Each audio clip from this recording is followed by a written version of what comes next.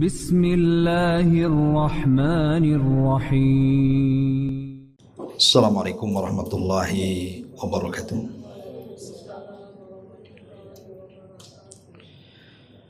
Alhamdulillah wassalatu wassalamu ala Rasulillah wa ala alihi wa sahbihi wa mawalah wa la hawla wa la quwata illa billahi wa ba'du. Alhamdulillah, di siang hari ini kita bisa duduk kembali untuk bertalabul ilmi, dan pembahasan di siang hari ini kita akan membahas seputar keluarga, karena Islam itu agama yang sangat sempurna dan paripurna. Bukan hanya mengatur soal ibadah, sholat, puasa, zakat, haji, membaca Al-Quran, zikir, doa, dan begitu seterusnya. Tapi juga Islam membahas soal aturan-aturan berkeluarga. Kenapa demikian? Karena baiknya masyarakat itu ditentukan dengan baiknya keluarga. Kalau masing-masing keluarga itu baik, maka dipastikan masyarakatnya akan baik. Tapi kalau keluarganya tidak baik, maka dipastikan masyarakatnya juga tidak baik. Karena masyarakat itu kan kumpulan dari keluarga-keluarga. Makanya dalam Islam, Nabi SAW banyak mencontohkan tentang muamalah beliau bersama keluarganya. Tentu tidak lain dan bukan supaya dicontoh.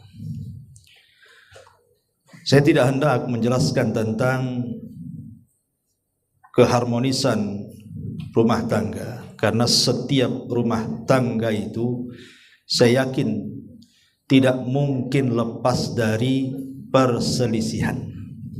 Hanya keluarga di sinetron Korea saja biasanya yang nggak ada perselisihan itu. Kalau di luar sinetron itu udah jelas ya, pasti ada masalah. Dan itu bumbu-bumbu keluarga. Nabi saja banyak masalah dengan keluarganya. Tapi jangan dilihat masalahnya, tapi dilihat bagaimana cara mencari solusinya. Maka kesempatan yang berbahagia ini kita akan menjelaskan seputar dosa-dosa yang terjadi di tengah keluarga. Karena sebenarnya yang menjadikan tidak harmonisnya keluarga itu karena dosa sebenarnya. Dosa itulah yang mempengaruhi kepada keluarga. Makanya kita ambil akar perselisihannya. Dengan mengetahui akarnya inilah kemudian mudah-mudahan sebagai nasihat bagi saya pribadi dan juga jamaah sekalian tentang masalah yang kita akan jelaskan ini. Kita ambil 3 poin. Poin pertama tentu yang berkaitan suami istri. Kemudian poin yang kedua khusus yang berkaitan dengan istri, dan poin yang ketiga tentu khusus yang berkaitan dengan suami. Yang belum menikah dengarkan saja. Taib. Yang berkaitan dengan suami istri. Tadi saya sudah jelaskan di muqaddimah. Yang namanya keluarga itu tidak lepas daripada khilaf wal ikhtilaf, berselisih dan adanya perselisihan. Itu tidak lepas, tidak mungkin, mustahil ya. Keluarga terbaik Nabi SAW saja berselisih. Bahkan para sahabat juga sama. Lalu apa yang tidak boleh dilakukan saat terjadi perselisihan, baik oleh suami ataupun oleh istri? Karena ini bagian daripada dosa masalahnya. Yang pertama, terpikir untuk bercerai. Jangan sampai ketika ada masalah suami istri, kok terpikir untuk menceraikan atau meminta cerai. Sebab terpikir bercerai, menceraikan atau minta cerai ini bukan memperbaiki keluarga. Ini menghancurkan keluarga namanya. Bukan mencari solusi, ini mencari masalah. Kalau ingin mencari masalah, diambil benang merahnya, kemudian merajut kembali keluarga, jangan ada pikiran bercerai. Karena pikiran ini yang menjadikan kemudian keluarga itu buyar biasanya. Kecuali memang ada yang mendorong untuk itu. Nanti saya akan jelaskan beberapa perkara di mana seorang suami tidak boleh memaafkan begitu saja kesalahan istri dan harus ditindak dengan keras, ataupun sebaliknya. Tapi secara umum tidak boleh seorang suami atau istri terpikir untuk berpisah atau meminta pisah. Ini yang pertama, singkat-singkat saja. Kemudian yang kedua, ini khusus suami. Jangan melayangkan pukulan. Allah Subhanahu wa taala memang mengatakan ar-rijalu qawwamuna 'alan nisa. Ya, memang laki-laki itu pemimpin bagi wanita, bagi istrinya, bagi keluarganya. Tapi pemimpin itu bukan identik dengan tukang tunjuk, dengan tukang pukul. Bukan. Makanya Nabi SAW menjadikan izin bolehnya memukul seorang suami kepada istri itu pun dalam kondisi memang istri sudah tidak bisa dinasihati. Pamannya istri melakukan nusuz, kesalahan, penyelewengan, perselingkuhan, kemudian suami menasihati tak bisa, pisah ranjang makin senang, maka boleh itu memukul sebagai tanda bahwa dia sudah tidak bisa mentolerir lagi. Artinya sudah bukan jodohnya. Itu pun kata Rasul, dzarban ghaira mubarri, pukulan yang tidak ada bekas. Karena biasanya umumnya nih di masyarakat, suami kalau mukul istri itu jarang memukul daerah paha, daerah pantat, jarang. Apalagi kakinya. Biasanya kalau mukul mesti wajah tuh. Sasarannya pasti wajah. Tidak mungkin sedikitlah yang mukul selain wajah. Padahal kehormatan seorang wanita itu ada di wajah. Betapa banyak uang dikeluarkan seorang wanita itu hanya untuk merawat wajah. Nggak ada kaki dikasih lipstik itu. Mana ada kaki dikasih lipstik. Semua di wajah, bedak ya di wajah, silikon aja ditanam di wajah kan itu. Jadi kalau kehormatannya tiba-tiba dihinakan, itu sakitnya tuh di sini biasanya. Ya, makanya kenapa tidak boleh memukul. Ataupun sebaliknya, istrinya pula yang garang. Mungkin dulunya latihan taekwondo, istri pula mukul suami. Ini kan terbalik ini, ya. Ini yang kedua. Yang ketiga, khusus kepada istri, jangan suka mendoakan laknat. Biasanya doa buruk itu datang dari istri. Kalau tersakiti oleh suami itu, dia suka mengeluarkan kata-kata yang tidak baik. Dulu ada kisah seorang syekh bercerita. Jadi ada tetangganya itu kalau marah sama anaknya selalu mengatakan, kau kalau kayak gini mudah-mudahan keluar peluru dari kepalamu, katanya. Jadi anak ini akhirnya tumbuh besar. Allah takdirkan sudah besar, keterima pula di dunia militer.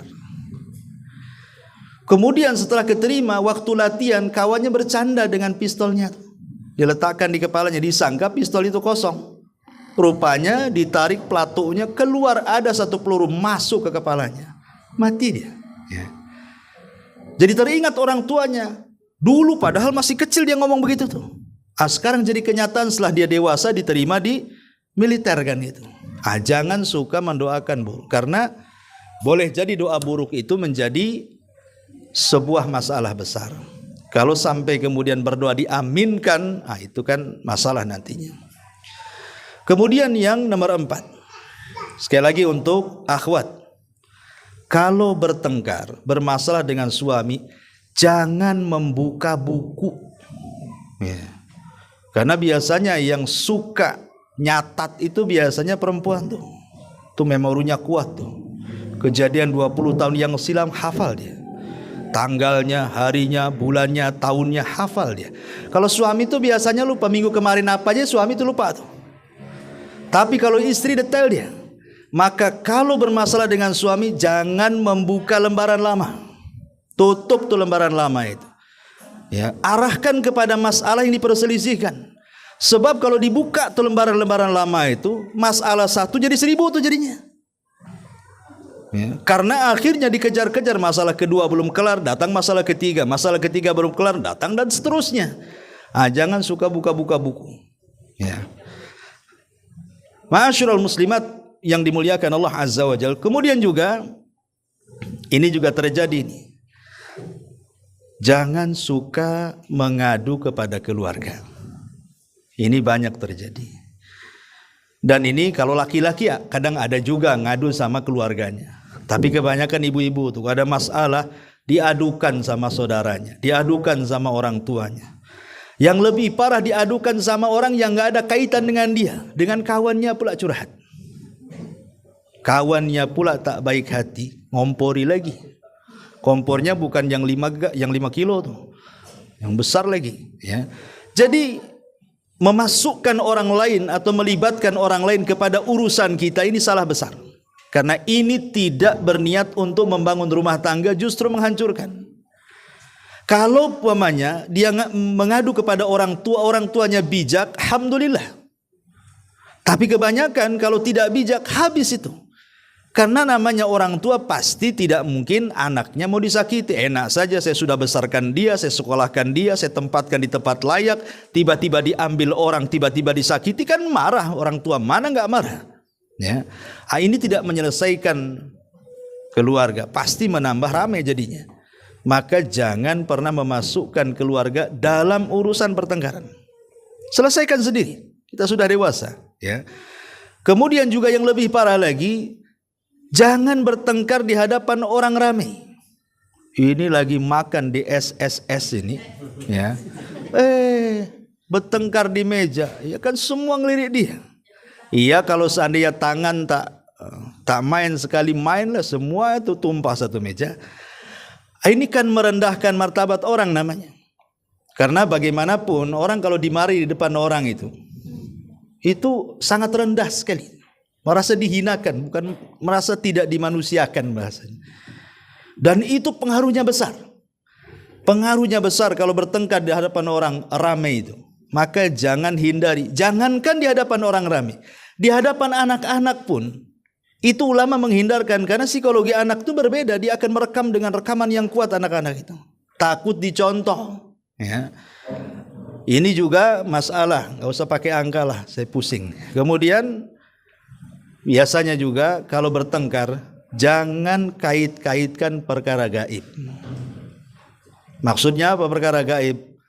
Karena istrinya cantik, suaminya jelek, waktu tengkar, jangan-jangan kau sihir aku dulu ya, sehingga aku dipelet, akhirnya suka pula sama kamu katanya. Nah. Atau mungkin satu kaya satu miskin juga, bawa-bawa dukun, kau pakai dukun di sana ya? Ya. Kenapa aku jadi suka? Pasti ini jinnya sudah lari, makanya aku tahu siapa kamu. Ini kan, kau bawa-bawa sihir pula ke rumah tangga. Ingat, jodoh itu sudah dicatat di rahim. Malaikat waktu kita di rahim itu usia 40, jadi 4 bulan kan itu. Itu malaikat datang mencatat lo rizkinya sampai jodohnya dicatat di situ. Lah itu memang jodoh dia. Ya. Maka jangan bawa-bawa alam gaib dalam pertengkaran suami istri itu. Ya. Termasuk hindari mencela. Hindari mencela. Karena bagaimanapun mencela itu disebutkan dalam hadis yang sahih, Rasul mengatakan al-la'anuna la yakunu syufa'a wala syuhada yaumal qiyamah. Para pencela itu nanti pada hari kiamat dia tidak akan mendapatkan syafaat dan tidak akan memberikan syafaat, dan mereka tidak akan menjadi saksi. Maksudnya memberi saksi apa? Pada hari kiamat, ikhwan, umat Islam itu umat terbaik. Kenapa disebut umat terbaik? Karena mereka akan jadi saksi. Saya, Anda atau siapapun umat Islam ini akan menjadi saksi. Untuk siapa? Untuk para nabi. Ketika Allah memanggil Nuh, kemudian ditanya, Nuh, sudah kau sampaikan risalahku kepada umatmu? Kata Nuh, sudah. Kemudian Allah menghadap kepada kaumnya Nuh, hei kaumnya Nuh, sudahkah Nuh menyampaikan risalahmu? Enggak, Nuh dusta tuh. Kemudian Allah mengatakan, lihat Nuh, umatmu mengingkari. Kau sudah menyampaikan risalahku kepada mereka. Adakah enggak kau saksi? Maka Nuh mengatakan, ada kau saksinya. Kemudian Nuh memanggil kita semua ini, umat Islam dan Nabi SAW. Tuh saksiku, kata Nuh. Maka Allah akan mengatakan kepada kita semuanya nih, ya, betul Nuh sudah menyampaikan risalahnya. Bukankah kalian tidak hidup di zaman Nabi Nuh? Kok sok tahu kali kalian? Ya. Maka Rasul dan umatnya termasuk kita di situ akan mengatakan, bukankah kau yang mengatakan bahwa Nuh menyampaikan risalahnya itu dicantumkan dalam Quran? Kan Allah menjelaskan bagaimana Nuh menyampaikan risalahnya dalam Quran itu. Dalam surah Nuh. Maka Allah mengatakan, sodaqtum, benar engkau. Artinya kita akan jadi saksi karena kita dianggap umat terbaik. Kecuali para pencela, para pelaknat tidak akan dimasukkan ke dalam saksi itu. Kalau sudah tidak dimasukkan menjadi saksi, berarti dia menjadi umat terburuk. Bahkan yang lebih parah, dia tidak mendapatkan syafaat. Padahal pada hari kiamat itu, syafaat yang paling penting itulah keselamatan kita.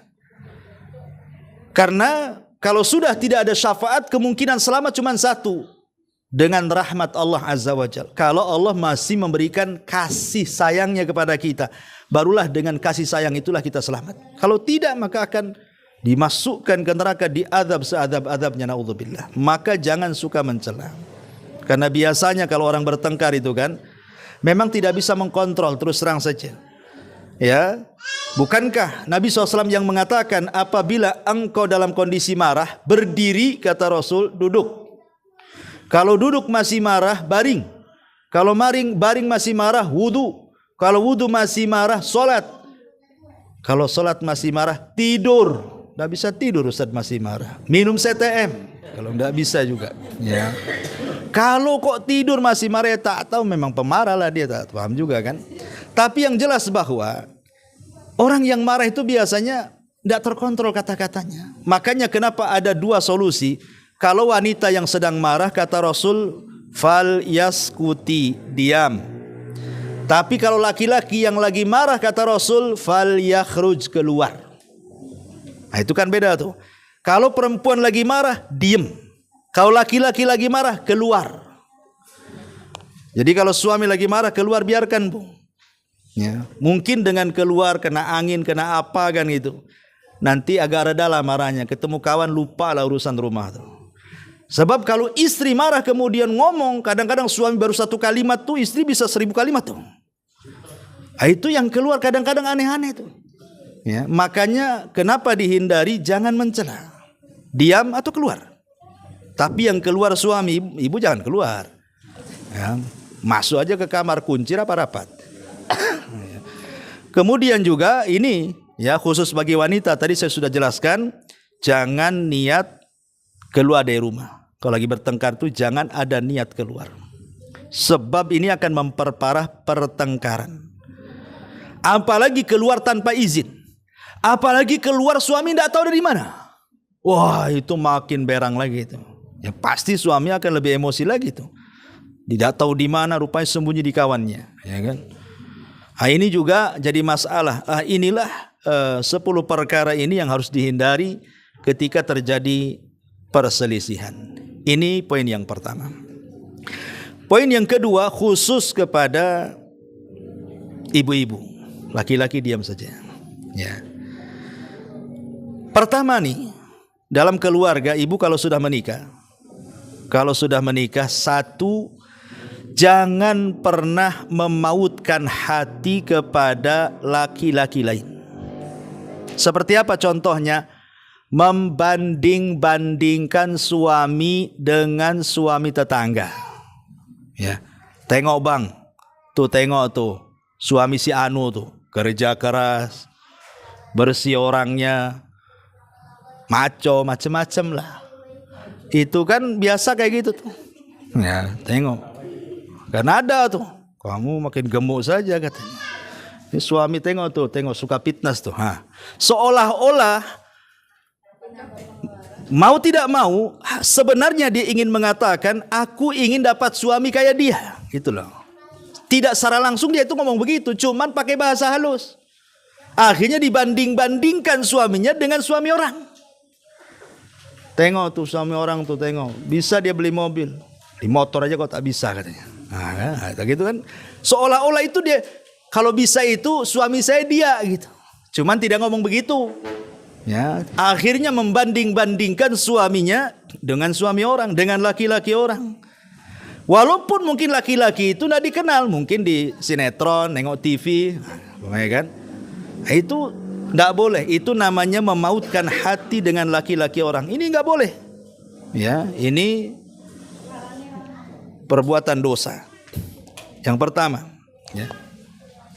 Yang kedua, nggak apa-apa lah ya, dengar kan? Nggak usah lah pakai ini. Dengar nggak nih saya ngomong?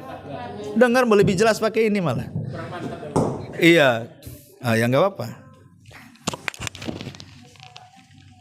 Tes, sama juga. Tes, boleh lah. Ya. Taib. Yang pertama, jangan pernah terpaut hati dengan laki-laki orang dengan cara membanding-bandingkan. Ini yang pertama. Yang kedua, nusuz. Nusuz itu artinya mengangkat suara melebihi suara suaminya. Suaminya lembut, istrinya galak. Ya. Ataupun membangkang, tidak cepat memenuhi perintahnya. Ataupun merasa merdeka. Gak mau diatur, terserah saya mau keluar, mau main, mau apa, terserah saya. Suaminya ngomong apa seolah-olah perintah dan larangan ada di tangan dia. Ataupun merendahkan suaminya, merendahkan keluarga suaminya. Atau lebih daripada itu melakukan perselingkuhan, mungkin suka dengan orang lain. Bahkan yang lebih parah, boleh jadi mungkin melakukan perzinahan dengan yang bukan suaminya. Ini nusuz namanya. Tidak boleh seorang wanita melakukan nusuz. Ya. Kemudian juga dan konsekuensinya ini bagi bapak-bapak nih, kalau istrinya nusuz seperti ini Pak, itu tidak wajib dinafkahi. Tidak wajib. Kalau istri tidak nurut, istri membangkang, merasa merdeka, suka merendahkan, tidak usah dikasih jajan Pak, tidak usah dikasih makan. Biarkan saja. Ya. Ustaz nggak apa-apa, saya nggak minta makan dari suami kok. Saya kan kerja. Itu lagi repot lagi itu suami. Mau ngasih pelajaran, kena pula dia. Itu namanya mau ngandani mulai dikandani pula. Taib. Kemudian yang nomor 3, tidak boleh membantu suami untuk durhaka kepada orang tua. Ini yang banyak terjadi. Kalau sudah menikah, biasanya istri itu cenderung menguasai suami. Tidak boleh melakukan kebaikan kepada ibunya. Saya pernah ditelepon oleh orang tua, menangis jadi-jadinya orang tua itu. Kenapa? Karena dilarang berhubungan dengan anaknya karena istrinya melarang. Dilarang sama istrinya. Ya, gimana minta solusinya? Minta dinasihati itu. Ini durhaka. Istri itu nomor 2, suami itu ke orang tua nomor 1.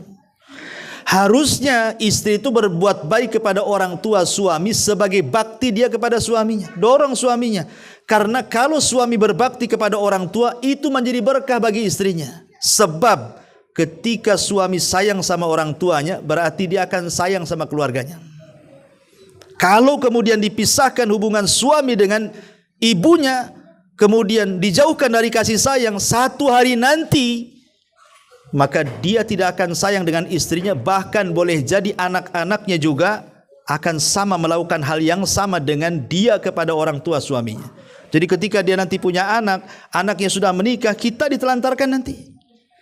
Itulah yang disabdakan Nabi SAW, tabarru aba'akum tabarrukum abna'ukum. Berbuat baiklah kepada orang tua kalian, nanti anak-anak kalian berbuat baik kepada kalian. Jadi ada hukum karma di sini. Kama tadi nutudan, kata ulama, sebagaimana engkau bermuamalah buruk, nanti akan ada orang yang berbuat buruk kepadamu. Anak-anak kita. Jadi pengaruhnya besar nih. Kalau seandainya istri membantu suami durhaka kepada orang tua, yang ada dorong kalau suaminya tidak baik dengan orang tuanya suruh baik. Ini malah senang. Ya, ini atau yang lebih parah malah dikompori pula ya. Naudzubillah. Ini yang nomor 3. Yang nomor 4. Ini juga sering terjadi at-taftish. Taftish itu artinya suka meriksa rahasia-rahasia. Dompet. Itu jelas tuh kan.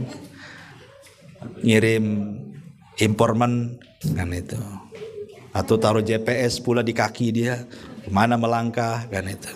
Kalau sekarang handphone biasanya ya, handphone ini apalagi dunia handphone ini paling banyak merusak keluarga. Ini kadang-kadang istri ini ada yang mungkin tak tahu ya istilah kesehatannya itu. Kadang-kadang sama suami ini kadang-kadang pertanyaannya banyak kali ya. Dari mana bang? Sama siapa? Kok lama? Ya. Tadi makan apa? Ngapain saja? Di mana? Itu semua tuh ditanya. Ini gimana ceritanya ini? Ini kepo namanya bu. Ya, kayak polisi nanya kayak tersangka aja jadi. Kan itu ya. Jangan ibu gantikan Raqib Atid. Itu kerjanya Raqib Atid itu. Ibu jangan jadi Raqib Atid ya. Kewajiban ibu itu kalau sudah nampak suami kok beda ini ya, kok lain, kok dingin, es aja nggak sedingin ini gitu. Itu kewajiban ibu ketuk pintu langit. Berdirilah tengah malam sepertiga malam itu, berdoa kepada Allah, minta hidayah supaya suaminya dirubah sama Allah. Karena kalau ibu umpamanya makin mencari tahu, itu tidak menyelesaikan masalah. Mungkin ibu niatnya baik, mau menjaga suami, mau menjaga keluarga. Sebenarnya itu menambah sakit hati itu. Ya. Jadi yang sudah sakit ketika tahu makin sakit hati. Jadi bukan makin selesai urusannya, makin sakit hati lagi. Jadi sudahlah. Ya, kalau memang Allah sudah takdirkan seperti itu, berdoa kepada Allah, minta kepada suaminya dirubah. Kalau makin dicari gitu kan, kita tidak mengingkari ada suami itu yang kurang ajar bu, banyak bukan ada lagi suami itu yang kurang ajar gitu, memang melakukan hubungan dengan perempuan banyak, kita tidak mengingkari permasalahan itu. Tetapi kan di situ kita cari solusi, sebab kalau kita terus mentaptis gitu ya, menjadi Raqib Atidnya suami gitu, ini bukan menyelesaikan masalah, justru akan semakin sakit, ujungnya stroke bu ya. Ibu jadi stroke nantinya kan, mungkin darah tinggi, tensi naik jadinya kan. Sudahlah, serahkan kepada Allah ya, karena bagaimanapun yang nama dosa itu wala taziru waziratun wizra ukhra, dosa itu akan dipikul masing-masing. Namanya keluarga itu sorganya sendiri-sendiri. Ada yang suaminya masuk sorga, istrinya masuk neraka. Ada yang sebaliknya, istrinya masuk sorga, sebaliknya juga suami masuk neraka, dan begitu seterusnya. Nah, tapi kan kewajiban istri bagaimana? Ya cari waktu-waktu menasihati, berdoa, karena doa itu silahul mukmin. Ini juga mau alasan apapun tidak diperbolehkan. Mau alasan cinta, mau alasan sayang, mau alasan itu bukan. Ya, itu akan tambah sakit. Yang sakit bukan suami, ibu yang makin sakit. Ya. Ya. Kemudian yang nomor 4, yang nomor 5, tidak boleh ini menyingkap rahasia khusus keluarga. Jangan bu ya. Jangan cerita kawannya gaji suaminya. Jangan cerita sama kawannya keperkasaan suaminya. Jangan cerita kawannya soal mungkin adat-adat kebiasaan suaminya yang buruk. Suami saya itu susah bangun. Jangan, itu kan membuka aib suaminya. Ya, yang satunya masih mending suamimu bangun jam 4. Suaminya bangun jam 7. Yang lain ngantuk, saya jam 10. Ini kan jadi tasalsul akhirnya kan. Jadi walaupun hanya kebiasaan-kebiasaan buruk jangan diceritakan, apalagi sampai kepada urusan ranjang. Karena ada hadis yang mengatakan, inna min asyarrin nas indallah, sesungguhnya seburuk-buruk manusia di sisi Allah Subhanahu wa taala yaumal qiyamah, pada hari kiamat, ar-rajulu yufdi ila imraatihi wa tufdi ilaihi summa yanshuru sirraha. Seorang suami menyebarkan keburukan istrinya atau istri menyebarkan keburukan suami kemudian disebar ke halayak orang. Yang lebih parah pula curhat di medsos dia. Suaminya sudah nyakiti dia, curhat di medsos. Ya. Nah, ini bahaya, jangan, karena ini dosa besar. Kemudian yang nomor 6, jangan suka memuji wanita lain depan suami, Bu. Jangan mau ngomong, bi, tengok cantik kali dia. Lah, berarti kan dia nggak cantik. Dia mengakui dia nggak cantik kan gitu ya. Karena dia memuji kecantikan orang, maknanya dia nggak cantik, nggak layak untuk suaminya. Nggak boleh menceritakan habis dari kondangan sana sini, ceritalah kawan-kawannya tentang kecantikannya, kemolekannya, kekurusannya, macam-macamnya semua diceritakan. Ya, yang gendutnya, yang kurusnya, yang tingginya, yang pendeknya, kayak penjahit ngukur, tahu dia ukurannya sekian tuh. Ya, jangan menceritakan soal wanita lain, apapun ceritanya. Ya, jangan. Ini yang nomor 6. Yang nomor 7, jangan sampai menjauh dari ranjang atau kamar kalau masalahnya tidak terlalu besar. Kan ada perselisihan ringan, ada perselisihan besar. Kalau hanya perselisihan ringan, jangan sampai menjadikan kemudian seorang istri menolak ajakan suami. Atau masalah-masalah sepele lah, mungkin ibu capek habis ngepel, habis masak, habis nyuci, capek, tengah malam suami pengen, alasan nanti aja lah, capek saya, besok aja lah. Apalagi tengok ATB enggak nyala, besok enggak bisa tidur, kita enggak bisa mandi jinabah katanya, gara-gara ATB enggak nyala. Ya, tak mau pula tuh diajak. Kan ibu bisa tayamum, tapi tayamum jangan guling-guling di pasir. Maksudnya ya tayamum biasalah diniatkan junub. Atau gara-gara cuaca dingin karena hujan dari pagi sampai malam diajak, dingin lah, malas nanti mandi besok lah. Ini enggak boleh. Ya. Jadi tidak boleh, kecuali dalam kondisi tertentu, ibu lagi haid, lagi nifas, ya kan nggak boleh. Atau ibu lagi sakit parah, memang separah-parahnya ya wajar gitu. Tapi kalau sakit ringan tak boleh. Kenapa gini, Bu? Kalau suami, Bu, makan itu bisa beli di warung Sunda. Ya. Pakaian itu bisa beli ke Megamall. Ya. Apapun berkaitan di luar kasur itu bisa beli. Tapi khusus urusan ranjang itu tidak bisa dibeli. Itu masalahnya. Ini satu. Yang kedua, tujuan suami menikahi ibu itu untuk menjaga kehormatan, untuk ifah. Ifah itu supaya jangan melakukan zina. Sekarang di hadapannya ada yang halal, berpahala. Kok kemudian ibu menjauh? Ini namanya melepaskan tujuan awal suami. Jadi kalau suami berzina di luar itu ya gara-gara ibu ndak pandai melayani suami sebenarnya. Karena tujuan nikahnya nggak kecapai di situ. Kan tujuan nikah suami itu cuma satu, menghindari zina, ada yang halal, itu tujuannya itu. Bagi suami yang lain itu kecil. Bagi suami itu yang lain kecil, masalah ekonomi, masalah apa itu kecil. Tapi urusan itu, wah itu bisa jadi masalah tuh. Kalau itu sudah tidak tersalurkan, ngambek-ngambek dia. Makanya kenapa wanita yang menolak itu dilaknat tuh sampai subuh tuh. Ya, karena keinginan suami yang merupakan tujuan nikah tertolak, disitulah malaikat ikut marah. Suami marah, malaikat ikut marah. Kata Rasul dalam sebuah hadis, idza da'ar rajulu imra'atahu fata'ba la'anathul malaikatu hatta tusbiha.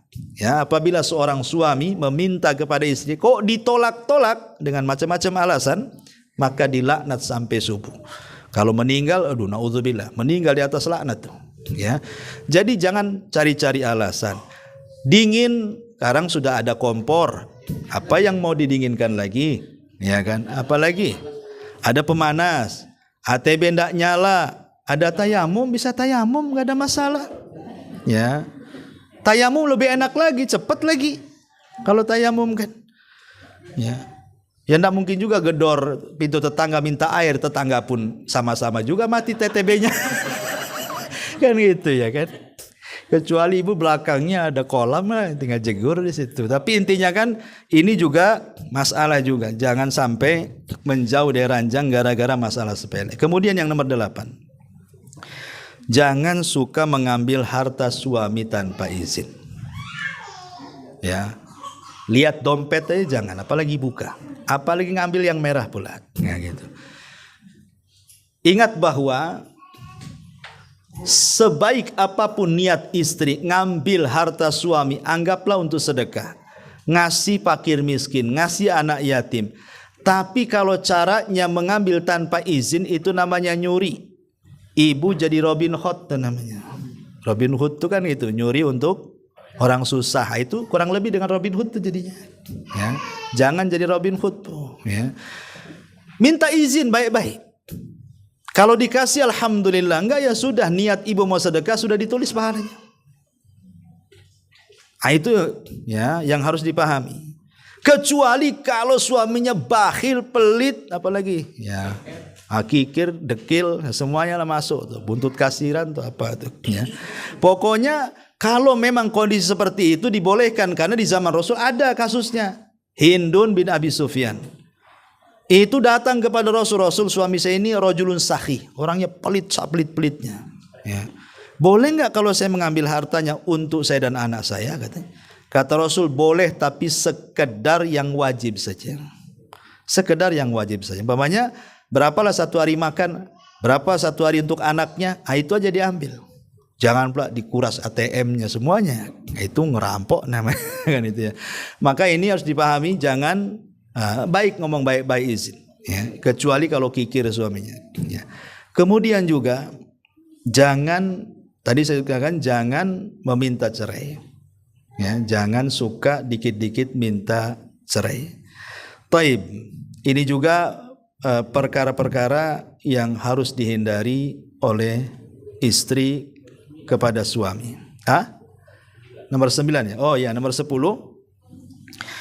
Ya, tidak boleh seorang istri mudah mengeluarkan perasaan, karena kan cobalah istri itu memang walaupun secara tabiat istri itu suka mengikuti perasaan, tapi kan sudah tahu, jangan sesekali kemudian mengingkari kebaikan suami, karena memang inilah sisi kekurangan istri. Sisi kekurangan istri itu biasanya dia tidak memandang kebaikan suami, walaupun kebaikan suami itu banyak sekali, gara-gara satu masalah hilang semua. Memang begitu ya. Dan itu karena luapan perasaan, tidak memandang kebaikan. Walaupun 1 tahun suaminya berbuat baik, itu gara-gara satu SMS itu bisa jungkir balik dunia akhirat. Itu memang begitu. Ini jangan suka ngikut-ngikuti perasaan. Ya, perasaan yang baik ikuti, kalau yang tidak baik jangan. Ini yang nomor terakhir dari kesalahan-kesalahan istri kepada suami. Taib. Kemudian sekarang poin yang ketiga, kesalahan suami. Bapak-bapak, 1, tidak memberikan nafkah. Ingat, istri itu dia dirawat baik-baik sama keluarganya, dibesarkan, dikasih makan yang baik, dikasih tempat yang baik. Sudah besar kalian ambil pula. Dulu dia dikasih makan baik, sekarang tak dikasih makan. Asal-asalan si tempe, tahu tempe tuh. Itu kalau di pondok namanya nahu sorop tuh. Nahu sorop tuh. Kalau tempe itu si nahu sorop aja katanya makannya. Ya, jadi kasih yang bergizi, kasih nafkah yang baik. Ya, kasih makan, kasih tempat tinggal.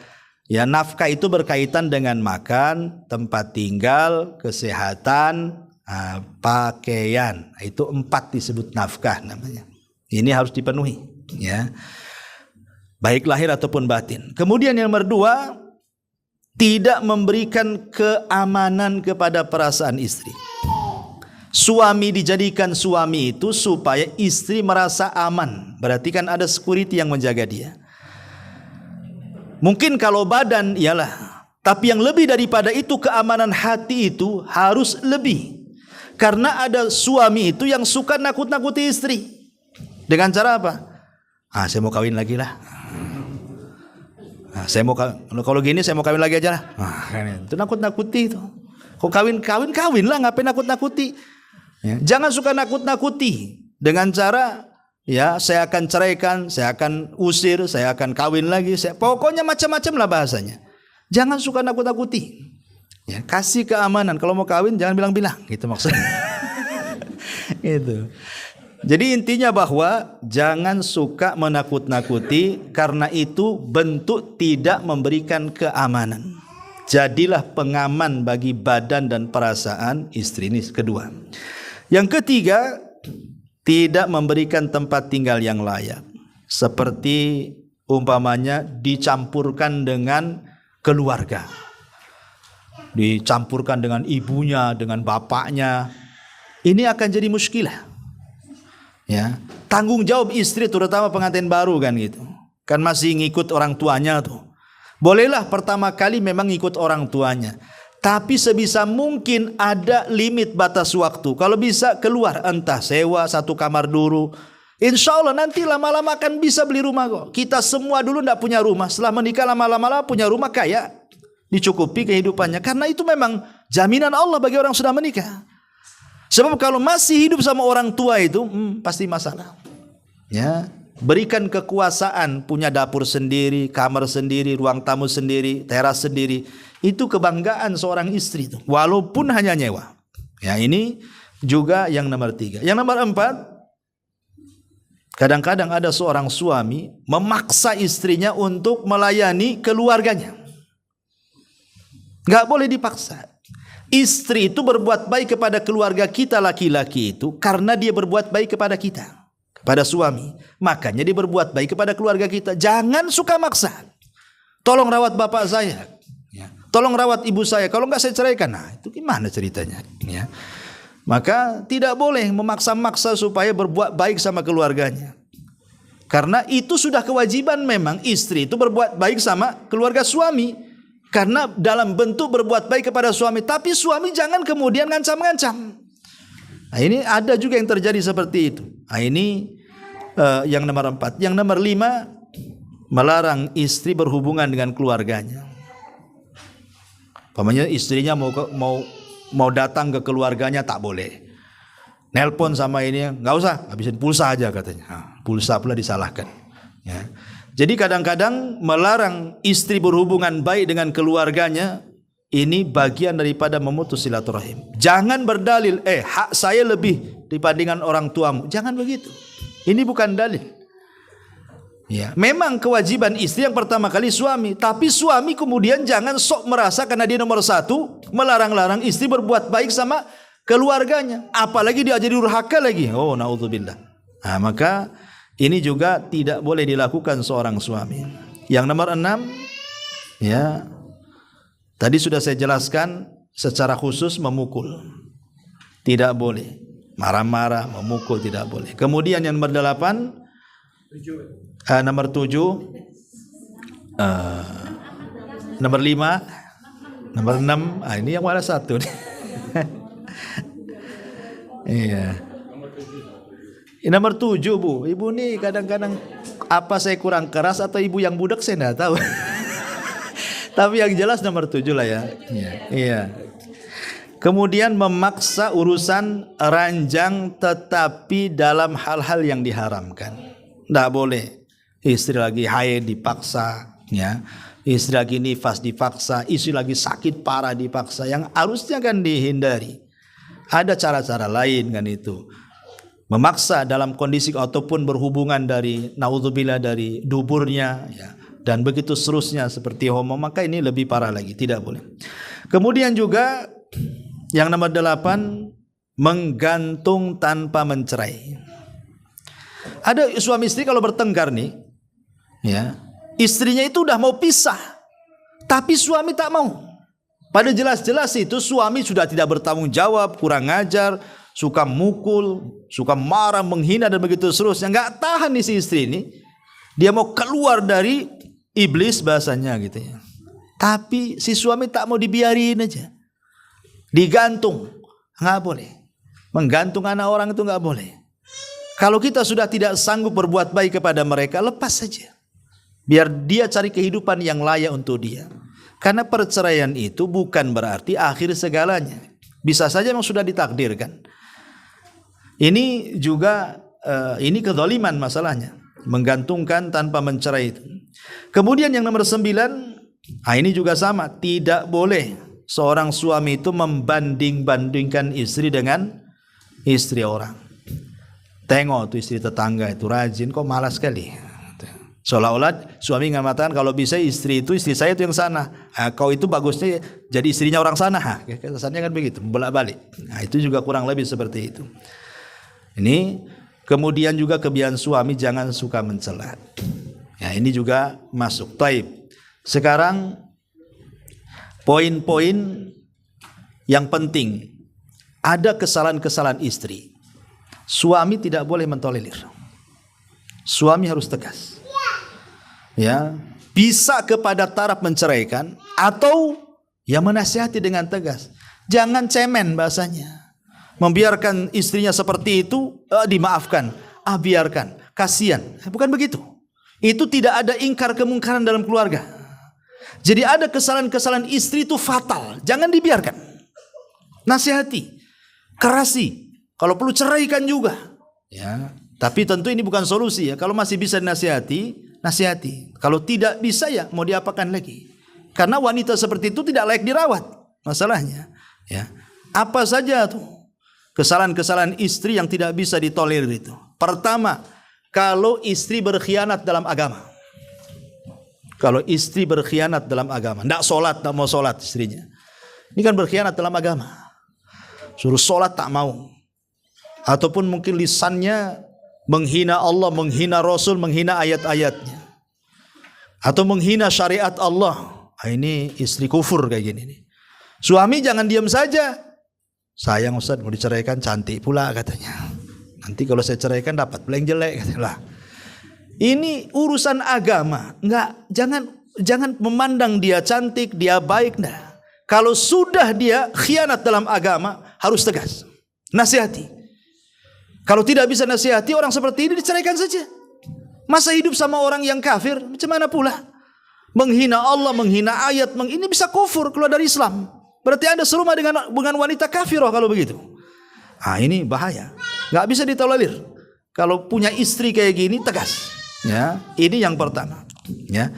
Yang kedua, tadi pamannya istri menyamakan kita suami itu dengan suami orang.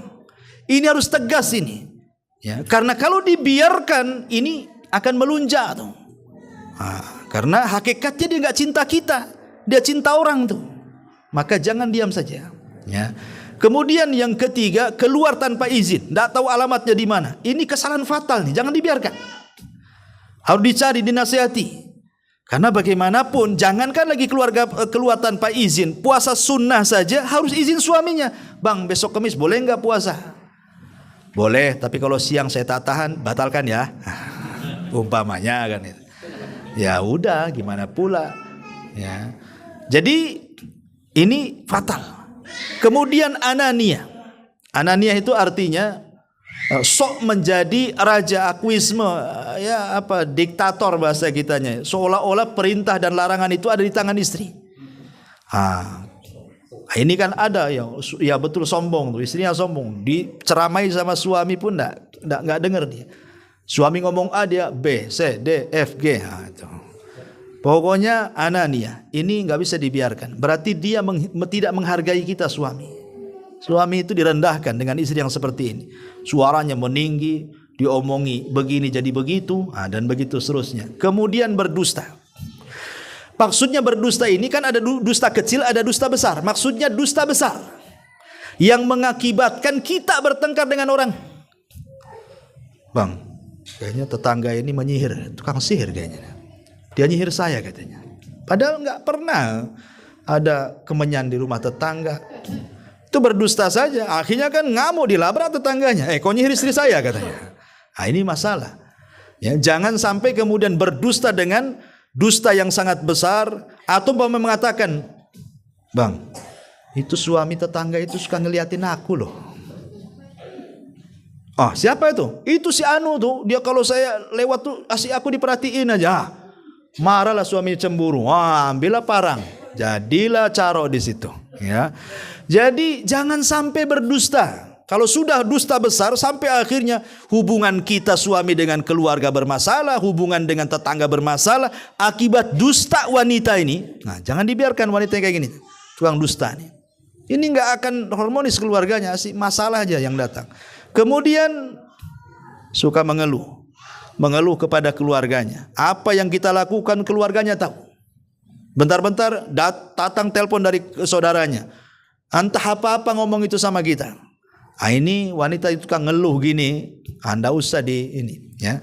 Kemudian menuruti keinginannya, apapun yang dimintanya kalau bisa harus ada di hadapannya. Ini hubud dunia, wanita yang terlalu cinta dunia.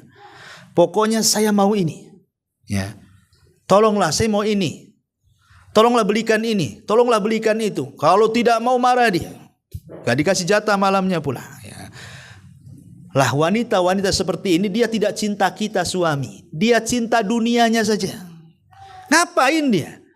Dia sedang cinta dunia, bukan cinta kita seorang suami. Kalau begitu buat apa gitu? Sementara Allah mengatakan wa ja'ala bainakum mawaddatan wa rahmah, kan begitu. Kita ini butuh cinta, butuh kasih sayang. Tapi wanita seperti ini tidak ada cinta, tidak ada kasih sayang. Oke lah cinta hilang, tapi kasih sayang tak ada dia. Nggak kasihan suaminya berkeringat pagi, berangkat pulang sore keringatan, tahu-tahu hanya untuk itu saja. Nah, ini jangan ditolerir wanita kayak gini nih. Ya. Ada nggak di sini? Saya nggak tahu. Tanya aja Bu. Ya. Kemudian, ya. Ini juga suka bongkar-bongkar rahasia. Ini nggak bisa ditolerir. Tadi sudah jelaskan. Suka bongkar-bongkar rahasia.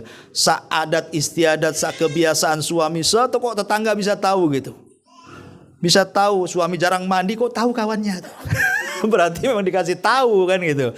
Kalau nggak dikasih tahu mana tahu. Ya. Jadi jangan sampai kalau suka ini bongkar-bongkar rahasia, ini nggak bagus. Ya. Kemudian suka memudah-mudahkan urusan yang merupakan kewajiban dia dimudah-mudahkannya. Berdandan itu kan kewajiban istri di hadapan suami, itu dimudah-mudahkan. Tapi kalau keluar ke pasar aja berdandan tuh. Tapi pulang dari pasar jelas tuh pasar becek bau macam-macam, tak segera diganti, dibiarin aja dia bau lumpur di situ di rumah tuh. Ya. Kok keluar rumah tak bau lumpur, ya, pulang pula bau lumpur. Ya kan di pasar mungkin beli ikan, beli apa, enggak segera diganti. La haula wala quwata illa billah. Nyaman pula di situ. Kayak dia kawin sama ikan jadinya kan. Naudzubillah kan. Taib. Ini juga yang jadi masalah juga. Nah, ini namanya kalau terjadi sifat-sifat yang seperti ini, suami tidak boleh mentolerir. Karena ada suami-suami yang takut istri. Sudah jelas-jelas istrinya kayak gini, dibiarin aja. Dimaafkan, kasihan, cantik. Nanti kalau seandainya saya dapat saya tak secantik dia. Enggak. Man taraka syai'an lillah awadallahu khairan min. Barang siapa yang meninggalkan sesuatu karena Allah, Allah ganti yang lebih baik nanti. Ya. Tetapi kalau sudah tidak bisa nasihati, kalau masih bisa alhamdulillah. Ya, kalau enggak, buat apa lagi dirawat. Ini kalau terjadi kepada istri tidak bisa ditolerir. Sekarang terbalik, ya. Kalau terjadi kepada suami, ya, istri jangan tolerir dia. Yang pertama, suami lemah, nggak bisa ngasih nafkah, ya, malas tidur aja kerjanya. Pokoknya dengan alasan akhirnya istri pula yang cari, istri pula yang kerja. Bahasa sinetronnya dunia terbalik, ya, terbalik-balik dunianya. Harusnya kan suami yang kerja, istri pula yang kerja. Suaminya yang gendong anak, yang ngepel, yang masak. Ya. Itu ada istri itu yang nggak punya akal, malah senang itu. Ya, kayak dia ngerawat suami jadinya. Ini nggak bisa ditolerir. Kalau suami yang malas nggak ngasih nafkah, istri jangan diam saja. Karena bukan kewajiban istri keluar rumah mencari nafkah. Karena fitnah wanita keluar itu besar. Kalau fitnah laki-laki keluar kecil, kalau fitnah perempuan ini keluar dia besar dia fitnahnya. Macam-macam fitnah yang akan dihadapi apalagi zaman sekarang. Ya, maka jangan ditolerir nih. Yang kedua, suami yang suka menghina-hina. Ya, kalau suami ini suka menghina-hina, merendah-rendahkan istri dengan cara mencaci, memaki, memukul, naudzubillah kan itu. Melaknat. Nah, ini enggak bisa ditolerir. Ini suami enggak bagus kayak gini. Jangan ditolerir, ya. Kemudian juga kalau suami kerja terlampau lama, ya mungkin 2 tahun 3 tahun tak pulang, Padahal istri minta, tolonglah bang, jangan kerja di sana, di kapal sana kapal sini atau keluar negeri. Nggak usahlah cari di Batam saja, biar hari-hari ketemu. Suaminya nggak mau lah. Di sini gaji kecil, di sana besar. Tapi 2 tahun sekali ketemunya, ini kan masalah ini. Ya, jadi kalau yang seperti ini kok kekeh hanya mengejar dunia saja suami, sementara istri itu ada kewajiban yang harus diberikan suami, maka ulama membolehkan istri minta cerai seperti ini. Karena kalau sampai di atas 6 bulan, kan pergantian pasukan di zaman Umar itu 6 bulan sekali. Itu pun gara-gara Umar, awalnya setahun, tapi gara-gara Umar malam-malam kemudian keluar, adalah seorang istri yang ditinggal suami jihad itu bersenandung syair. Ya, kalau bukan karena takut kepada Allah sudah bergetar ranjangku ini katanya. Maksudnya sudah selingkuh. Umar dengar. Maka sejak itulah Umar mengganti dari setahun menjadi 6 bulan sekali. Inilah jadi dalil bahwa suami boleh meninggalkan istri itu paling lama 6 bulan, kecuali memang ada izin daripada istri. Izinkanlah istrinya kan. Tapi kalau tidak ada izin suami istrinya yang minta, maka kalau kemudian lewat 6 bulan, istri boleh menggugat cerai itu. Ya. Karena suami membiarkan istrinya tersiksa, dibiarkan dia untuk selingkuh jadinya. Taib, ini juga tidak bisa dibiarkan. Termasuk juga kalau suaminya umpamanya diperiksa, suaminya juga anin itu mungkin impoten atau apa istilahnya, tidak bisa memuaskan, ya tidak bisa lah lanjut. Ya, maka boleh istri meminta cerai. Setelah mungkinnya diobati sana sini kok tidak bisa juga, ya sudah takdirnya. Tapi boleh. Karena tujuan berumah tangga nggak kecapai kan, salah satunya untuk menjaga kehormatan di situ. Nah, termasuk juga istri melihat suaminya sudah mulai tidak baik, mungkin selingkuh dengan orang, dengan perempuan orang dan yang lainnya. Setelah dinasihati, dimaafkan sekali 2 kali masih juga. Nah, itu nususkan tidak harus dari perempuan aja, dari laki-laki banyak, dan itu paling banyak karena biasanya yang paling setia itu perempuan, laki-laki jarang setia. Ya, makanya kalau memang sudah tidak bisa ditolerir, sudah terlampau sakit sekali, maka boleh nasihati dengan keras. Kalau perlu ancam, udah kita pisah saja. Suami mungkin senang lah. Ya emang dari dulu saya tunggu kayak gini nih. Ini repot pula, suami nggak berakal ini kan.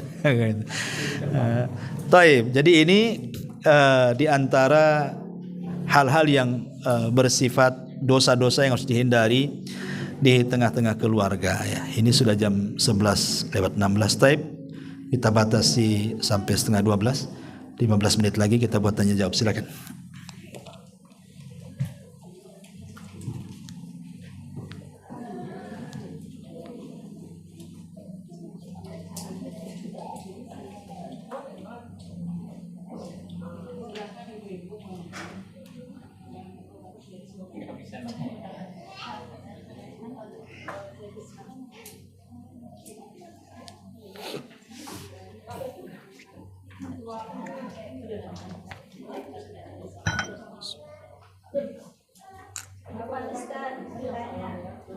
Ya.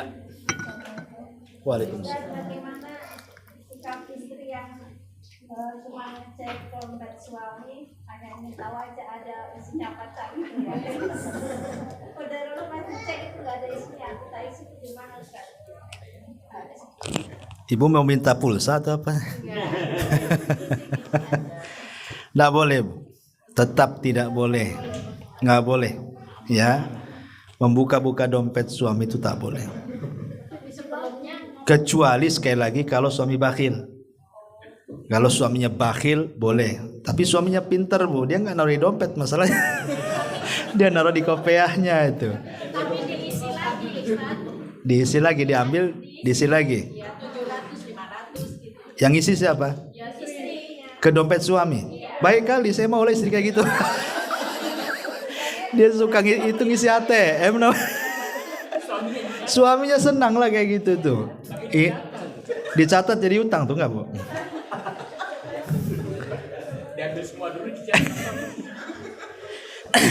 Iya, hukum asalnya tak boleh. Ingat ya, hukum asalnya membuka dompet suami tak boleh. Itu masalah privasi. hak suami itu kalau sudah ngasih nafkah sama ibu dan cukup, berarti sisa uang itu bukan hak ibu. Kecuali kalau memang ditelantarkan hak ibu dan belum merasa cukup secara adat istiadat suami memberikan suatu kepada istri, ya umumnya berapa gitu kan. Dan itu juga harus melihat kemampuan suami kan. Kecuali tadi kalau seandainya dia bakhil, maka boleh. Tapi kalau tidak bakhil, maka tidak boleh. Kalau seandainya mau memasukkan uang ke dompet suami, nggak ada masalah. Tapi dikhawatirkan suami tak tahu. Ya, akhirnya kemudian dia nyangka-nyangka jangan-jangan bukan dompet dia. Ya, maka sebaiknya kalau mau ngasih aja Bu. Sebab kalau ibu mau bantu suami itu, ibu dapat 2 pahala. Pahala sedekah kepada suami dan pahala berbuat baik kepada suami. Seperti kisahnya siapa? Istrinya Nabi Ayub. Ketika Nabi Ayub itu terbaring 18 tahun, yang cari nafkah siapa? Istrinya. Istrinya. Itu wanita berakal tuh. Jadilah istri Ayub. Wanita sekarang jarang berakal. Kalau suami sakit udah lama minta cerai, ngapain suami saya lumpuh katanya. Tapi lihat istrinya Ayub, sabar dia. Kata para ulama, perbuatan istri Ayub yang mencari nafkah itu mendapatkan 2 keutamaan. 1, sedekah kepada suami. 2, berbakti kepada suami. Ya, jadi kalau ibu mau ngasih uang pada suami, itu suami mana yang gak senang Bu? Nggak ada di dunia yang gak senang suami itu. Kalau dikasih uang sama istri, apalagi rutin tiap hari. Gitu kan. Yang nggak apa-apa, kasihan ya.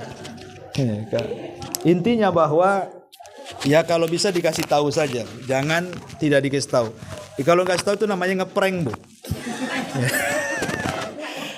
Ngeprank itu sekali 2 kali ya. Kalau terus-terusan kan nggak ngeprank. Nah, tapi insya Allah suami tahulah itu. Walaupun suami mesti tahu. Dan suami membiarkan, bahkan sengaja dompetnya akan taruh di situ terus. Sebab kalau geser sedikit nggak diisi itu. Wallahu a'lam.